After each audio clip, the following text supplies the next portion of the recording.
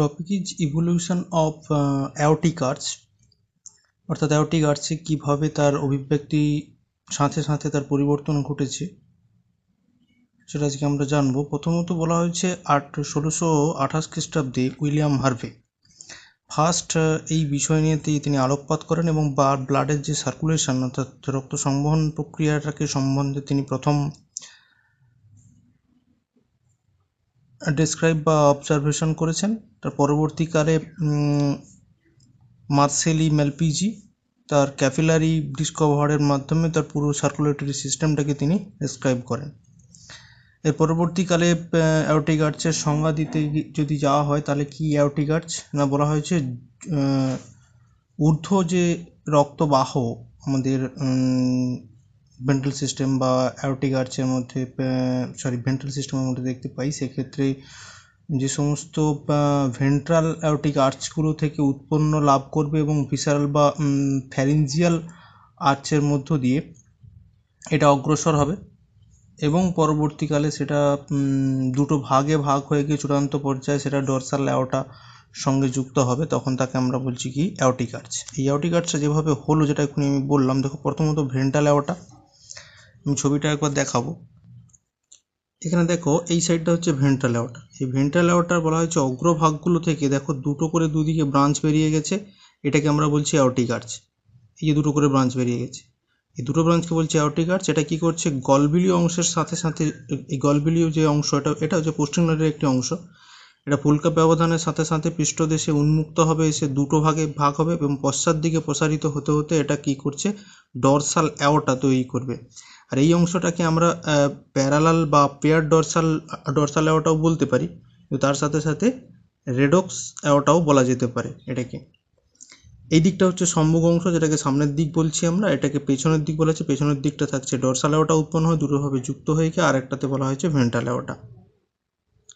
Aortic আর্চের সংখ্যার ভিত্তিতে প্রথম অ্যাওটিক আর্চকে আমরা যে নামে ডাকি সেটা হচ্ছে ম্যান্ডিবুলার অ্যাওটিক আর্চ, দ্বিতীয়কে আমরা ডাকি হাইওয়েড অ্যাওটিক আর্চ, আর তৃতীয় চতুর্থ পঞ্চমকে আমরা অ্যাওটিক আর্চ নামেই চিহ্নিতকরণ করি। এই অ্যাওটিক আর্চের সংখ্যা বিভিন্ন প্রাণীর ক্ষেত্রে বিভিন্ন রকম হতে পারে, যেমন মিক্সিনয়েডের ক্ষেত্রে যেখানে ফুলকা ছিদ্রের সংখ্যা 6 থেকে 15টি থাকে, আবার হাঙরদের ক্ষেত্রে অর্থাৎ নোটিনয়েড যারা তাদের ক্ষেত্রে কিন্তু ফুলকা ছিদ্রটা আমরা দেখতে পাচ্ছি 7 থেকে 8 জোড়া দেখতে পাবো। এই প্রকারের যদি আমরা হাঙরের ক্ষেত্রে দেখি তাহলে সেটাকে বলা হয়েছে 7 জোড়া। আর মেরুদণ্ডী প্রাণী বা ভ্রূণে সাধারণত 6 জোড়া অ্যাওটিক আর্চ আমরা দেখতে পাই।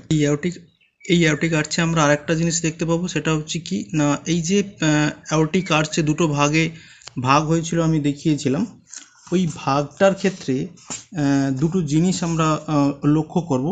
তোমরা যদি একটু দেখো তাহলে আমি এটাকে দেখাতে পারি।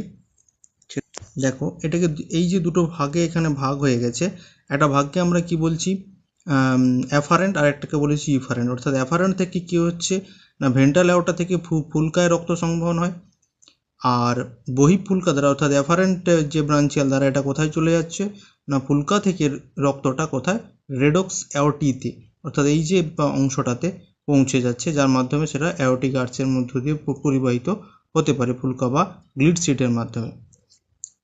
গিল ফিলামেন্টের মাধ্যমে।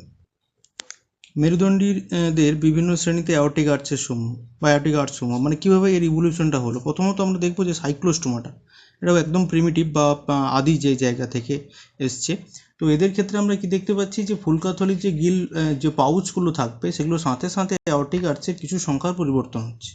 যেমন আমি এখানে লিখেছি, দেখো পেট্রোমার্জনের ক্ষেত্রে দেখো সংখ্যা এখানে কিন্তু 8 জোড়া, আবার বেলিওস্টোমার ক্ষেত্রে দেখো সংখ্যাটা হয়ে গেল 15 জোড়া। অর্থাৎ গিল স্লিটের উপর এটা বা গিল প্লাউচের উপর এটা ডিপেন্ড করছে। অর্থাৎ প্রত্যেকটি অ্যাওটিক আর্চ এবং একটি করে অন্তর্বাহী ফুলকা ধমনী বহির্বাহী ফুলকা ধমনীর সঙ্গে ক্যাপিলারি সংযোগে এটা যুক্ত থাকবে। অর্থাৎ যে জায়গাটা থেকে এরকম করে দুটো বেরিয়ে যাচ্ছে, এই অংশটাকে আমরা বলছি কি ক্যাপিলারি অংশ। কেমন, এখানে দেখো যে মৎস্য যদি আমি দেখি, পরের যে জায়গাটাতে আমি আসছি, মৎস্য অর্থাৎ মাছের ক্ষেত্রে যদি আমি উদাহরণ হিসাবে প্রোটোপটেরাসকে ধরে নিই, বা যাকে আমরা লাংফিশ বলছি, লাংফিশের ক্ষেত্রে দেখো এখানে সুন্দরভাবে একটা অবজারভেশন করা হয়েছে। তোমাদের বলা হয়েছে কি, দেখো যে কার্যকরী ফুলকাগুলো হ্রাস পাবে, তাহলে সেক্ষেত্রে দেখতে পাচ্ছি আমরা 3য় নম্বর আর চতুর্থ নামাম, এই যে দুটো অংশ রয়েছে এটা কি করছে, অনুপস্থিত থাকতে পারবে, একদমই নেই। এবং কি হতে পারে, কিন্তু এদের অ্যাওর্টিক আর্চগুলো থেকে যাচ্ছে। দেখো ওপরের যে অ্যাওর্টিক আর্চটা সেটা কিন্তু আছে, কিন্তু নিচের যেটা আছে ভেন্ট্রাল সাইডে সেটা কিন্তু ডিসঅ্যাপিয়ার হয়ে গেছে বা অনুপস্থিত। সমস্ত লাং পিসের ক্ষেত্রে সবচেয়ে শেষের যে অ্যাওর্টিক আর্চটি অর্থাৎ 6 নাম্বার দেখতে পাচ্ছ, এই 6 নাম্বার যেটা, সেটা কি হচ্ছে, এই ধমনীটা থেকে কি তৈরি হবে, এখান থেকে ফুসফুসীয় ধমনী উৎপন্ন হবে। দেখো এই যে এই 6 নাম্বার অ্যাওর্টিক আর্চ থেকে, এইখান থেকে দেখো এই যে পালমোনারি আর্টারি সৃষ্টি হচ্ছে 6 নাম্বার আর্টারি থেকে, পালমোনারি আর্টারি যেটা তৈরি হচ্ছে। কিন্তু তা সত্ত্বেও ডরসাল অ্যাওর্টার সঙ্গে এটা কিন্তু ডাক্টাস আর্টিওসাস মারফত যুক্ত হবে। দেখো ডাক্টাস আর্টিওসাসের মাধ্যমে 6 নাম্বার যে অ্যাওর্টিক আর্চ তার সাথে যুক্ত হয়ে কি তৈরি করলো, পালমোনারি আর্টারি, ওকে, যেটা ফুসফুসীয় ধমনী, ফুসফুসে রক্ত পরিবহনে সহায়তা করে। এটা কিন্তু মাছের ক্ষেত্রে আমরা দেখতে পেলাম। তাহলে কি হলো, এটা চলে গেল, এটা অ্যাওর্টিক আর্চগুলো থাকছে 6 নাম্বার থেকে ডাক্টাস অ্যান্টিরিওসাসের মাধ্যমে কি করছে, পালমোনারি আর্টারি তৈরি করছে। এই যে ছবিটা তোমরা দেখতে পাচ্ছ এখানে দেখো, এটা সাধারণত আমরা বলতে পারি যে অ্যানুরা পর্বের প্রাণীর ক্ষেত্রে আমরা এটা দেখছি। এটা সম্ভবত অ্যামফিবিয়া এবং উভচর যাকে আমরা বলছি তাদের ক্ষেত্রে এই গঠনটা আমি দেখতে পাচ্ছি। অ্যাওর্টিক আর্চের কি গঠন দেখছি না, 1, 2 আর 5। দেখো 1, 2 আর 5 এই তিনটে কিন্তু অদৃশ্য হয়ে যাচ্ছে, কিন্তু কিছু ক্ষেত্রে ইউরেডেলা যে সমস্ত পর্বের প্রাণী তাদের ক্ষেত্রে শুধুমাত্র 5 নাম্বারটা নষ্ট হবে, এ দুটো হবে না। কার ক্ষেত্রে, ইউরেডেলার ক্ষেত্রে। 3 এবং 4 নাম্বার অ্যাওর্টিক আর্চ দেখতে পাচ্ছ, 3 এবং 4 নাম্বারটা অ্যাওর্টিক আর্চটা কি করছে, মাঝামাঝি যে অংশটা দেখতে পাচ্ছ এই যে রেডক্স বা রেডিক্সের দুপাশে ব্যাপক হ্রাস পেতে থাকবে এবং পরবর্তীতে সেটা সম্পূর্ণ নষ্ট হয়ে যাবে। কিন্তু ভেন্ট্রাল সাইডটার ক্ষেত্রে সেটা কিন্তু কিছুটা পরিমাণে আমরা ছোট হয়ে যাবে। এই ভেন্ট্রাল অ্যাওর্টার অগ্রবর্তী অংশে যে প্রসারিত হচ্ছে, এই যে ভেন্ট্রাল অ্যাওর্টার দিকটাতে এই যে অগ্রবর্তী অংশগুলো দেখতে পাচ্ছি আমরা, এইখানে দেখো এখানে বলা হয়েছে কি না, অগ্রবর্তী যে অংশটা ভেন্ট্রাল অ্যাওর্টার এখান থেকে কি উৎপত্তি লাভ করছে না, অন্তস্থ ক্যারোটিড ধমনী বা ইন্টারনাল ক্যারোটিড ধমনী। চতুর্থ অ্যাওর্টিক আর্চ থেকে কি করছে, 3rd নম্বর থেকে ইন্টারনাল ক্যারোটিড ধমনী বা অন্তস্থ। চতুর্থ থেকে তৈরি করছে কি না, সিস্টেমেটিক আর্চ উৎপন্ন হচ্ছে। আর ষষ্ঠ থেকে কি তৈরি হচ্ছে, দেখো ষষ্ঠ থেকে খুব গুরুত্বপূর্ণ, এর আগের যেখান থেকে পালমোনারি ডাক্টটা তৈরি হচ্ছিল ঠিক সেখান থেকেও কিন্তু ষষ্ঠ থেকেই তৈরি হলো, দুপাশে ফুসফুসে এবং ত্বকের মাধ্যমে পালমোকিউটেনিয়াস ধমনী তৈরি হলো পালমোনারি ডাক্টের মাধ্যমে। এই দেখো আর্চ তৈরি করছে, অর্থাৎ এই ধমনীটার মাধ্যমে কিন্তু এটা উৎপন্ন হচ্ছে। এই অংশটাকে আমরা বলছি পালমোকিউটেনিয়াস আর্চ। এইটার মাধ্যমে কি হচ্ছে, পরিস্ফুরণকালে যখন আমরা দেখি, অর্থাৎ ষষ্ঠ আর্চের যে পালমোনারি বা ফুসফুসীয় যে ধমনী থাকছে সেটা কি করছে, রেডিক্সের মাঝখানে অংশ পরিস্ফুরণকালে ডাক্টাস আর্টিরিওসাসে রূপান্তরিত হয় এবং রূপান্তরের সময় সেটা অদৃশ্য হয়ে যেতে পারে। কিছু স্যালামেন্ডারের ক্ষেত্রে আমরা পঞ্চম অ্যাওর্টিক আর্চটার ক্ষেত্রে কিন্তু হ্রাসপ্রাপ্ত অবস্থায় দেখতে পাবো, কিন্তু ইউরেডেলার ক্ষেত্রে ডাক্টাস আর্টিরিওসাস বজায় থাকবে। 3 এবং 4 নাম্বার যে অ্যাওর্টিক আর্চ আছে, 3 আর 4, এই দুটো অংশ কিন্তু সবথেকে গুরুত্বপূর্ণ, যেটাকে আমরা বলছি ডাক্টাস অ্যারোটিকাস।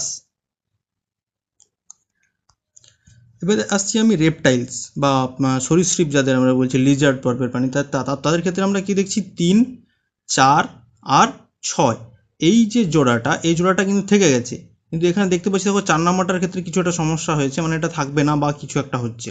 গিরগিটি জাতীয় প্রাণীর ক্ষেত্রে কিন্তু 5 নাম্বার আঁচটা হ্রাসপ্রাপ্ত হয়ে যাবে, মানে একদমই তা নেই দেখতে পাচ্ছ। 3 আর 4-এর মাঝখানে রেডক্সের অংশটা কিন্তু পুরোপুরি নেই। 3 এবং 4-এর মাঝে দেখো রেডক্স অঞ্চলটার ক্ষেত্রে কিন্তু কিছুটা পরিমাণে আমরি অবশিষ্টাংশ ক্ষয়প্রাপ্ত অবস্থায় থেকে গেছে, মানে কিছুটা আছে কিছুটা নেই দেখতে পাচ্ছ। এর পরবর্তীকালে 6 নম্বর প্রতিটা আর্চ থেকে দুটো করে বলা হয়েছে, দুপাশে দুটো করে ফুসফুসীয় ধমনী তৈরি করেছে। 1 আর 2 দুটো ফুসফুসীয় ধমনী দুটো ফুসফুসে চলে গেছে। বেশিরভাগ ক্ষেত্রেই রেডক্সের সঙ্গে সংযোগভাবে বিচ্ছিন্ন থাকবে। সরীসৃপদের দুটি বৃহৎ রক্তবাহ কি করছে, দুটির মধ্যে ছোটটির নাম হচ্ছে বাম systematic arch, left systematic arch দেখতে পাচ্ছ। এই দেখো দুটো তৈরি করছে, অর্থাৎ 4 নাম্বার থেকে দেখো দুটো তৈরি হচ্ছে, দেখো সিস্টেমেটিক আর্চে পরিণত হচ্ছে বাম, আর ডানটা তৈরি করছে রাইট সিস্টেমেটিক আর্চ, এটা বড়।